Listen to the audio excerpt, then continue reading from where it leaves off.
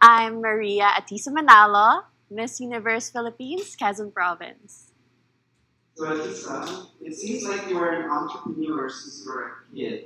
What is the story about the Makobote that in your house?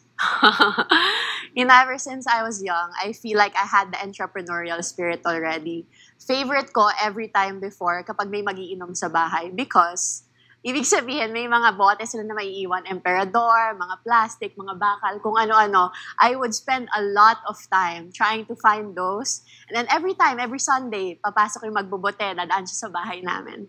And then I would sell it and I would keep it. And that's where I started my savings. And I feel like unknowingly, that's where I started being business-minded. So yeah, I love that story. Thank you. Ay, hindi ako yung nag-inom. I've met so many Filipinos that have never met their biological father. How has that affected you and how do you feel about it now? I still haven't met my biological father. We speak occasionally, but we don't have a relationship. He's Finnish, and I think it affected me growing up not knowing my self-worth, or it always has affected my self-worth. I feel like I wasn't enough, or I was the reason that he left or he didn't come back. And, up until now, there are still moments where I feel like it affects me. But now that I'm an adult and I've worked on how I feel, like it's much better now. I've sorted it out.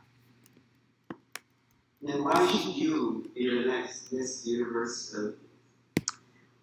I started my pageant journey at 10 years old to put myself through school, to help my family. And I feel like if I become Miss Universe, it will be a great culmination of my 17-year pageant journey.